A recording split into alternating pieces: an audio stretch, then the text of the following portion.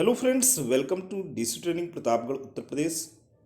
दोस्तों, अंतर जनपदीय तबादले का बेसब्री से इंतजार कर रहे बेसिक शिक्षा परिषद के नियंत्रणाधीन परिषदीय प्राथमिक एवं उच्च प्राथमिक विद्यालयों में कार्य कर रहे शिक्षकों के लिए बहुत बड़ी खुशखबरी है कि दोस्तों, सचिव बेसिक शिक्षा परिषद ने समस्त जिला बेसिक शिक्षा अधिकारियों के इसके निमित्त आदेश जारी कर दिया है। इसी वीडियो में हम एक जनपद का हवाला लेकर के वो भी बातें आपको बताएंगे कि आप जब यहाँ से कारमुक्त होंगे, यानी अपने मूल जनपद से मनोवांछित जनपद की ओर जब कारमुक्त होंगे, तो आपको कौन कौन सी फॉर्मेलिटीज़ करनी है, कौन कौन से दस्तावेज को सजो के रखना है और किस रूप में आपको कारमुक्त होना है, किस रूप में आपको कार्यभार ग्रहण करना है।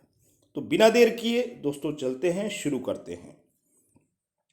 दोस्तों, पत्र जारी हुआ है। प्रेषक हैं सचिव उत्तर प्रदेश बेसिक शिक्षा परिषद प्रयागराज सेवा में समस्त जिला बेसिक शिक्षा अधिकारी उत्तर प्रदेश, समस्त वित्त एवं लेखाधिकारी बेसिक शिक्षा उत्तर प्रदेश। दोस्तों, दोनों अधिकारियों को संबोधित पत्र है, क्योंकि आप एक जनपद से दूसरे जनपद में जा रहे हैं, तो प्रॉपर वे में आप एक जनपद से फ्री होकर के दूसरे जनपद में ज्वाइन करें। साथ ही साथ वेतन भी आपका ससमय भुगतान हो, इसके लिए जरूरी है दोनों अधिकारियों से परमिशन, एक से तो प्रशासनिक स्थानांतरण, एक से वित्तीय। तो दोस्तों, बेसिक शिक्षा परिषद ये पत्रांक है 18311-18558/2020-21 दिनांक 29 जनवरी का पत्र है 2021। और यहाँ बात हो रही है दोस्तों कि उपर्युक्त विषयक शासनादेश संख्या दिनांक 21 जनवरी 2021 का संदर्भ ग्रहण करने का कष्ट करें, जो शैक्षिक सत्र 2019-20 हेतु अंतर जनपदीय स्थानांतरण के फलस्वरूप स्थानांतरित परिषदीय अध्यापकों के कारमुक्त किए जाने तथा उनके विद्यालय आवंटन की कार्यवाही शासनादेश संख्या दिनांक 21 फरवरी 2021 में दिए गए निर्देशानुसार संपादित किए जाने के संबंध में है। अंतर जनपदीय स्थानांतरित अध्यापकों के कारमुक्त एवं कार्यभार ग्रहण करने की तिथि को नवनियुक्त अध्यापकों के विद्यालय आवंटन की प्रक्रिया गतिमान होने के कारण दिनांक 1 व 2 फरवरी 2021 को कारमुक्त तथा 4 व 5 फरवरी 2021 को कार्यभार ग्रहण तथा पदस्थापन की कार्यवाही के निर्देश दोस्तों दिए गए। अब यहाँ पे बात हो रही है कि दिनांक 15 दिसंबर 2020 को जो शासनादेश जारी हुआ, उसके क्रम में शैक्षिक सत्र 2019-20 के लिए उत्तर प्रदेश बेसिक शिक्षा परिषद द्वारा संचालित परिषदीय विद्यालयों में कार्यरत अध्यापकों द्वारा वेबसाइट upbasicedu-परिषद.gov.in पर प्राप्त ऑनलाइन आवेदन पत्रों पर जिला बेसिक शिक्षा अधिकारी द्वारा सत्यापित आवेदन पत्रों के सापेक्ष एनआईसी द्वारा विकसित सॉफ्टवेयर के माध्यम से 21,695 अध्यापक अध्यापिकाओं के अंतर जनपदीय स्थानांतरण प्रक्रिया के अंतर्गत स्थानांतरित अध्यापक अध्यापिकाओं की सूची परिषद के लॉगिन पर प्राप्त कराई गई है, जिसके संबंध में निम्नोक्त कार्यवाही की जानी है। अब दोस्तों, यहाँ पे कार्यवाही की बात हो रही है। क्या कार्यवाही होनी है? एनआईसी उत्तर प्रदेश लखनऊ द्वारा परिषद के लॉगिन पर उपलब्ध कराई गई अंतर जनपदीय स्थानांतरित अध्यापकों की सूची के आधार पर जनपदवार स्थानांतरित अध्यापकों की सूची उपलब्ध कराई जा रही है। दूसरा, स्थानांतरित अध्यापकों का मिलान उनके अभिलेख से उपलब्ध कराई जा रही स्थानांतरण सूची से करते हुए कारमुक्त एवं कार्यभार ग्रहण करने की कार्यवाही की जाएगी। उपलब्ध कराई जा रही सूची से करते हुए नियमानुसार कारमुक्त कार्यभार ग्रहण कराए जाने की कार्यवाही अभिलेखों के आधार पर की जाएगी। स्थानांतरित अध्यापकों को दिनांक 1 व 2 फरवरी 2021 को कारमुक्त किया जाएगा। शासनादेश संख्या यहाँ दोस्तों हवाला दिया गया है 2 दिसंबर 2019 के प्राविधानानुसार। यदि स्थानांतरित अध्यापक अध्यापिकाओं को कारमुक्त करने के फलस्वरूप विद्यालय बंद एकल हो रहा है, तो ऐसी स्थिति में वैकल्पिक व्यवस्था के रूप में विद्यालय का प्रभार उसके निकटस्थ विद्यालय के हेडमास्टर या वरिष्ठतम अध्यापक अध्यापिका को दिया जाएगा। पांचवा बिंदु है, स्थानांतरित अध्यापकों को दिनांक 4 फरवरी 2021 को जिला बेसिक शिक्षा अधिकारी कार्यालय में उनकी प्रथम नियुक्ति तिथि के आधार पर अवरोही क्रम में सूची तैयार कर कार्यभार ग्रहण कराया जाएगा। छठवां बिंदु है, स्थानांतरित अध्यापक जिनके द्वारा अपने स्थानांतरित जनपद में योगदान दिया गया है, दिनांक 5 फरवरी 2021 को विद्यालय आवंटन शासनादेश दोस्तों यहाँ दिया गया है, दिनांक 21 जनवरी 2021 के अनुसार किया जाएगा। स्थानांतरित अध्यापकों को कारमुक्त करने के पूर्व समस्त औपचारिकताएं जैसे अदेयता प्रमाण पत्र इत्यादि पूर्ण करा लिया जाए, जिससे दिनांक 1 व 2 फरवरी 2021 को स्थानांतरित अध्यापकों को कार्यमुक्त किया जा सके। जनपद से स्थानांतरित अध्यापकों की जनपदवार एक सूची तैयार की जाएगी, जिसमें स्थानांतरण प्रक्रिया में प्रथम नियुक्ति तिथि के क्रम में स्थानांतरित अध्यापक का नाम एवं अन्य विवरण जैसे नाम, पिता का नाम, रजिस्ट्रेशन नंबर इत्यादि अंकित करना होगा। स्थानांतरित अध्यापकों को मानव संपदा पोर्टल पर साथ साथ कार्यमुक्त करने एवं कार्यभार ग्रहण कराने की कार्यवाही की जाएगी। अंतर जनपदीय स्थानांतरण ग्रामीण क्षेत्र से ग्रामीण क्षेत्र एवं नगर क्षेत्र से नगर क्षेत्र में किए गए हैं। स्थानांतरित अध्यापकों की सेवा पंजिका तथा अंतिम आहरित वेतन पर्ची LPC अनिवार्य रूप से दिनांक 12 फरवरी 2021 तक संबंधित जनपद को उपलब्ध कराया जाएगा।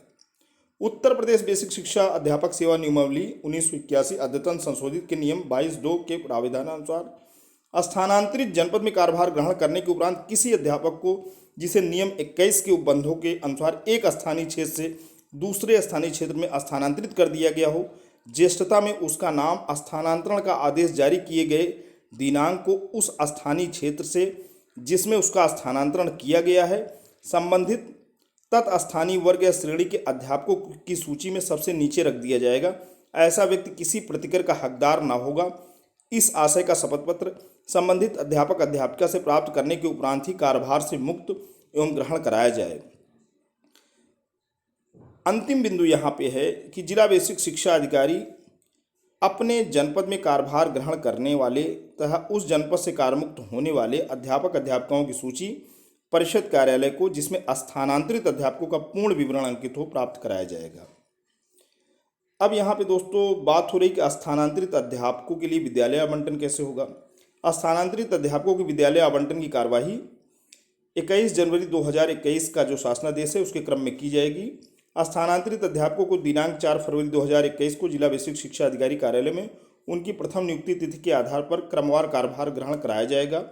अध्यापक अध्यापिकाओं को विद्यालय आवंटन ऑनलाइन प्रक्रिया के माध्यम से दिनांक 5 फरवरी 2021 को किया जाएगा। अध्यापकों की सूची निम्नवत तैयार की जाएगी। अंतर जनपदीय स्थानांतरण प्रक्रिया में भारांक वेटेज के आधार पर दिव्यांग महिला की अवरोही में सूची तैयार की जाएगी। अंतर जनपदीय स्थानांतरण प्रक्रिया में प्राप्त भारांक वेटेज दिव्यांग पुरुष की अवरोही में सूची तैयार की जाएगी। अंतर जनपदीय स्थानांतरण प्रक्रिया में भारांक के आधार पर महिला अध्यापकाओं की अवरोही क्रम में सूची तैयार की जाएगी। और चौथा बिंदु है अंतर जनपदीय स्थानांतरण प्रक्रिया में भारांक यानी वेटेज के आधार पर पुरुष अध्यापकों की अवरोही क्रम में सूची तैयार की जाएगी। अवरोही का मतलब दोस्तों यहाँ पे है, आरोही का मतलब होता है कम से अधिक की ओर, अवरोही का मतलब होता है अधिक से कम की ओर। तो अवरोही का मतलब है जिसका गुणांक सबसे ज़्यादा होगा उसे वेटेज मिलेगा। और यहाँ पे जो वेटेज का क्रम है वो पहले दिव्यांग महिला का है, फिर दिव्यांग पुरुष का है, फिर महिला अध्यापकाओं का है, फिर पुरुष अध्यापकाओं का है। तो अधिक जन्म तिथि के अध्यापक अध्यापिकाओं को अवरोही क्रम में तैयार सूची में ऊपर रखा जाएगा। सीधी सी बात है, जो वरिष्ठ हैं, जो जिनका एज ज़्यादा है, उनको वेटेज मिलेगा, अवरोही क्रम में वो ऊपर रहेंगे।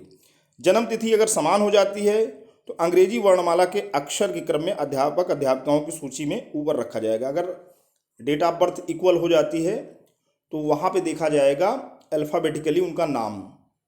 तो यहाँ पे ये देखा जा रहा है कि अंग्रेजी वर्णमाला के अक्षर के क्रम में अध्यापक अध्यापिकाओं की सूची में ऊपर रखा जाएगा। आगे चलते हैं। विद्यालयों की सूची तैयार किया जाना। अध्यापकों के स्थानांतरण ग्रामीण क्षेत्र से ग्रामीण क्षेत्र, नगर क्षेत्र से नगर क्षेत्र में किए गए हैं। विद्यालयों की ग्रामीण एवं नगर क्षेत्र में अवस्थित विद्यालयों के आधार पर सूची तैयार की जाएगी। विद्यालय की सूची तैयार करते समय यह ध्यान अवश्य रखा जाए कि यूडाइस कोड 2019 के आधार पर चयनित विद्यालय ग्रामीण क्षेत्र नगर क्षेत्र में अवस्थित परिषदीय विद्यालय ही है। कंपोजिट विद्यालय के अंतर्गत परिषदीय विद्यालय में कार्यरत अध्यापक अध्यापिकाओं की संख्या एवं उच्च प्राथमिक विद्यालय में कार्यरत अध्यापकों की संख्या के आधार पर विद्यालयों की सूची पृथक पृथक तैयार की जाएगी। जनपद में आवंटित अभ्यर्थियों की संख्या के सापेक्ष 5 अतिरिक्त रिक्तियों को जोड़ते हुए विकल्प प्राप्त करने हेतु रिक्तियां प्रदर्शित की जाएं। इस हेतु सर्वप्रथम शिक्षक विहीन विद्यालय, एकल शिक्षक विद्यालय की रिक्तियों को सम्मिलित किया जाएगा। तत्पश्चात यदि अन्य रिक्तियों की आवश्यकता होगी तो 2 शिक्षक वाले विद्यालय में जिनका छात्र अध्यापक अनुपात सर्वाधिक है में 1 शिक्षक तैनात किया जाएगा। विद्यालयों का चिन्हांकन यूडाइस पर उपलब्ध दिनांक 30 सितंबर 2019 की अध्यापक एवं छात्र संख्या जो जिला बेसिक शिक्षा अधिकारी द्वारा सत्यापित है के अनुसार ग्रामीण व नगर क्षेत्र में अवस्थित विद्यालयवार वर्तमान में तैनात नवनियुक्त अध्यापकों की संख्या को जोड़ते हुए वैकेंसी मैट्रिक्स तैयार की जाएगी। विद्यालय में रिक्त पदों की गणना में कार्यरत शिक्षा मित्र एवं अनुदेशकों को नहीं जोड़ा जाएगा। सर्वप्रथम शिक्षक विहीन विद्यालय की सूची सर्वाधिक छात्र अध्यापक अनुपात के आधार पर अवरोही क्रम में तैयार की जाएगी। एकल शिक्षक वाले विद्यालय की सूची सर्वाधिक छात्र अध्यापक अनुपात के आधार पर अवरोही क्रम में तैयार की जाएगी। दो शिक्षक वाले विद्यालय की सूची सर्वाधिक छात्र अध्यापक अनुपात के क्रम में अवरोही क्रम में तैयार की जाएगी। यदि छात्र अध्यापक अनुपात समान होने की दशा में अंग्रेजी वर्णमाला के अवरोही क्रम में तैयार की जाएगी। विद्यालय आवंटन की प्रक्रिया का क्रम अध्यापक अध्यापिकाओं को विद्यालय आवंटन उनके विकल्प के आधार पर स्थानांतरण प्रक्रिया में प्राप्त भारांक वेटेज के अवरोही क्रम में तैयार सूची से किया जाएगा। सर्वप्रथम शिक्षक विहीन विद्यालयों में कम से कम 2 शिक्षक को तैनात किया जाएगा। तत्पश्चात एकल शिक्षक विद्यालय में कम से कम 1 और शिक्षक तैनात किया जाएगा। तत्पश्चात 2 शिक्षक वाले विद्यालयों में यदि रिक्तियों की आवश्यकता होगी तो जिनका छात्र अध्यापक अनुपात सर्वाधिक है उनमें 1 शिक्षक तैनात किया जाएगा। विद्यालय आवंटन की प्रक्रिया में सर्वप्रथम दिव्यांग महिला को उनके विकल्प के आधार पर स्थानांतरण प्रक्रिया में प्राप्त भारांक वेटेज के अवरोही क्रम में तैयार सूची से विद्यालय आवंटन किया जाएगा। विद्यालय आवंटन की प्रक्रिया में दिव्यांग पुरुष को उनके विकल्प के आधार पर स्थानांतरण प्रक्रिया में प्राप्त भारांक वेटेज के अवरोही क्रम में तैयार सूची से विद्यालय आवंटन किया जाएगा। 7वां बिंदु है विद्यालय आवंटन की प्रक्रिया में महिला अध्यापिका को उनके विकल्प के आधार पर स्थानांतरण प्रक्रिया में प्राप्त भारांक के आधार पर अवरोही क्रम में जो सूची तैयार हुई है उसमें विद्यालय आवंटन किया जाएगा। विद्यालय आवंटन की प्रक्रिया में अंतिम बिंदु पे पुरुष अध्यापक को उनके विकल्प के आधार पर स्थानांतरण प्रक्रिया में प्राप्त भारांक के अवरोही क्रम में तैयार सूची से विद्यालय आवंटन किया जाएगा। जिला बेसिक शिक्षा अधिकारी द्वारा दिव्यांग एवं महिला अध्यापिकाओं एवं पुरुष अध्यापकों से विकल्प प्राप्त करने हेतु निर्धारित तिथि के अनुसार समय सारणी टाइम स्लॉट दिव्यांग महिला दिव्यांग पुरुष महिला अध्यापिकाओं पुरुष अध्यापकों के लिए तैयार की जाएगी। विज्ञप्ति के माध्यम से संबंधित को अवगत कराया जाएगा। निर्धारित तिथि एवं निर्धारित समय पर दिव्यांग पुरुष दिव्यांग महिला महिला अध्यापिकाओं एवं पुरुष अध्यापकों को जिला बेसिक शिक्षा अधिकारी द्वारा निर्धारित स्थान पर स्वयं उपस्थित होना होगा। किसी भी दशा में कोई प्रतिस्थानीय अनुमन्य नहीं होगा।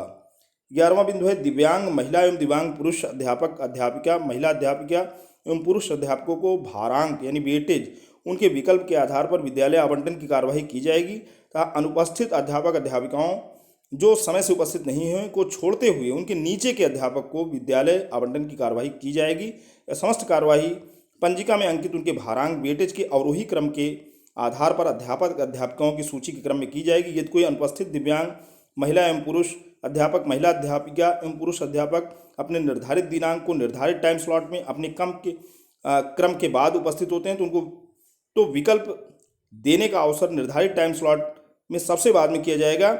यदि निर्धारित तिथि को अनुपस्थित रहते हैं तो ऐसी स्थिति में अगले दिन भी उनको विकल्प देने का अवसर सबसे बाद में दिया जाएगा। तो यदि टाइम स्लॉट के बाद उसी तिथि को उपस्थित होते हैं तो अगले टाइम स्लॉट में उन्हें सबसे पहले अवसर दिया जाएगा। 12वां बिंदु है अध्यापक अध्यापिका का नाम पंजिका में अंकित करने के पश्चात उसे एक रसीद दी जाएगी जिस पर पंजिका का क्रमांक जिस पर उसका नाम उपस्थित होने का समय अंकित किया जाएगा जिस पर जिला बेसिक शिक्षा अधिकारी द्वारा नामित अधिकारी के हस्ताक्षर होंगे। 13वां बिंदु है अध्यापक अध्यापिकाओं के बैठने के लिए समुचित व्यवस्था एक साथ की जाएगी। 14वां बिंदु है संबंधित अध्यापक अध्यापिका यदि निर्धारित तिथि एवं टाइम स्लॉट पर उपस्थित नहीं होते हैं तो अनुपस्थित अंकित किया जाएगा। विद्यालय आवंटन प्रक्रिया में अनुपस्थित अध्यापकों की सूची तैयार कर जिला बेसिक शिक्षा अधिकारी द्वारा प्रमाणित कर सुरक्षित रखा जाएगा तथा प्राप्त निर्देशों क्रम में कार्यवाही की जाएगी। विद्यालय आवंटन प्रक्रिया के तकनीकी चरण सर्वप्रथम शिक्षक विहीन एवं एकल विद्यालयों की सूची तत्पश्चात रिक्तियों की जैसी आवश्यकता होगी 2 शिक्षक वाले विद्यालय जिसमें छात्र अध्यापक अनुपात अधिक है की सूची जिस कक्ष में अध्यापक अध्यापिका बैठेंगे के बाहर तथा प्रांगण में चस्पा किया जाएगा। उपरोक्त पूरी विद्यालय आवंटन की प्रक्रिया 31,277 36,590 सहायक अध्यापकों के विद्यालय आवंटन की भांति प्रेरणा पोर्टल के माध्यम से की जाएगी। प्रोजेक्टर के माध्यम से इन विद्यालयों की सूची स्क्रीन पर प्रदर्शित की जाएगी। ऑनलाइन विकल्प के आधार पर संबंधित अध्यापक को आवंटित विद्यालय के आदेश तत्काल प्राप्त कराया जाएगा। विद्यालय आवंटन के बाद आवंटित विद्यालय में रिक्ति कम की जाएगी तथा विद्यालय में रिक्ति समाप्त होने के पश्चात उस विद्यालय का नाम हटा दिया जाएगा। विद्यालय से कार्यमुक्त कार्यभार ग्रहण करने व अन्य निर्देश स्थानांतरित अध्यापक को निर्धारित समयावधि में कार्यमुक्त एवं कार्यभार ग्रहण करना होगा अन्यथा की स्थिति में स्थानांतरण आदेश स्वतः निरस्त माना जाएगा। किसी भी अध्यापक अध्यापिका द्वारा किसी बाह्य प्रभाव का प्रयोग नहीं किया जाएगा। यदि इस प्रकार का प्रकरण संज्ञान में आता है तो यह माना जाएगा कि यह कृत्य उसके द्वारा किया गया है तथा उसके अनुरोध पर विचार नहीं किया जाएगा। संबंधित अध्यापक अध्यापिका के विरुद्ध सेवा नियमावली कर्मचारी आचरण नियमावली के अंतर्गत कार्रवाई की जाएगी तथा इस आशय की प्रविष्टि उसकी सेवा पुस्तिका में भी दर्ज की जाएगी। विद्यालय आवंटन की कार्यवाही 5 फरवरी को पूरी पारदर्शिता एवं शुचितापूर्ण ढंग से कराया जाना है। जिला बेसिक शिक्षा अधिकारी अपने स्तर से इस अवधि में समस्त औपचारिकताएं पूर्ण करते हुए तिथि एवं समय अवधि निर्धारित कर विद्यालय आवंटन की प्रक्रिया पूर्ण कराएंगे। स्थानांतरित अध्यापक अध्यापिकाओं को आवंटित विद्यालय पर दिनांक 8 यहाँ पे दोस्तों दिया गया है 8 फरवरी तक समयावधि निर्धारित कर विद्यालय आवंटन की प्रक्रिया पूर्ण कराएंगे।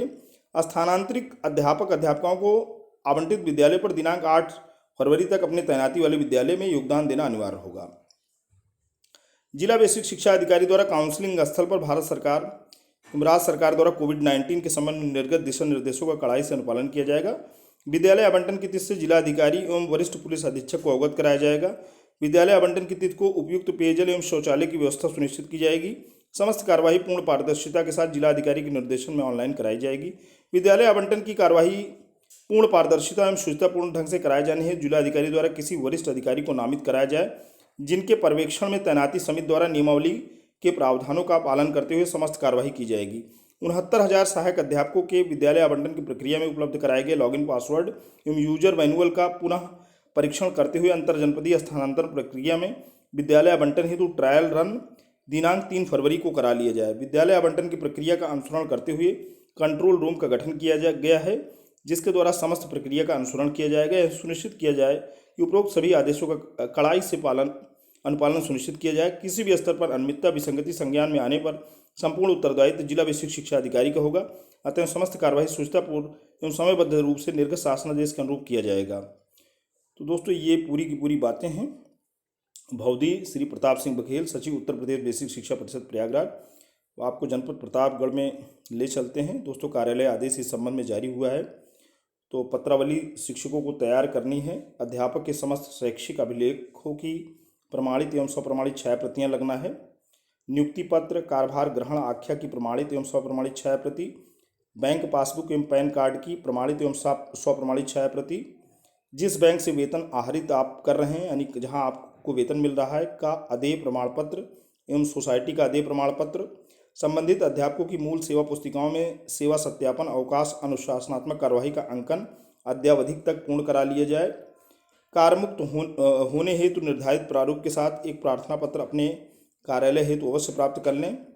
संलग्न निर्धारित प्रारूप का संबंधित अध्यापक का रंगीन पासपोर्ट साइज का फोटो जो चस्पा हुआ है उसे आप द्वारा अनिवार्य रूप से प्रमाणित किया जाए। तो दोस्तों यहाँ पे समस्त खंड शिक्षा अधिकारियों के लिए जिला बेसिक शिक्षा अधिकारी महोदय ने आदेश जारी किया है जनपद प्रतापगढ़ में, और संबंधित अध्यापक से इस आशय का 10 रुपये के स्टाम्प पर फोटो युक्त शपथ पत्र ले लें कि उनका स्थानांतरण ग्रामीण से ग्रामीण अथवा नगर से नगर क्षेत्र में हुआ है, तथा संदर्भित शासनादेश के अनुसार स्थानांतरण के पश्चात स्थानीय निकाय संवर्ग की ज्येष्ठता क्रम में कनिष्ठतम हो जाएंगे। वो जिन शिक्षक शिक्षिकाओं के विरुद्ध अनुशासनात्मक कार्रवाई गतिमान है उन्हें किसी भी दशा में कार्यमुक्त न किया जाए। ऐसे अध्यापक अध्यापिकाओं जो BLO हों उन्हें बिना अधो हस्ताक्षरी से अनुमति के कार्यमुक्त न किया जाए। यदि किसी स्थानांतरित प्रधानाध्यापक इंचार्ज प्रधानाध्यापक द्वारा कंपोजिट ग्रांट की धनराशि का उपभोग नहीं किया गया है तो उन्हें कार्यमुक्त न करते हुए उनके संबंध में विस्तृत आख्या अधो हस्ताक्षरी कार्यालय में उपलब्ध कराना सुनिश्चित करें।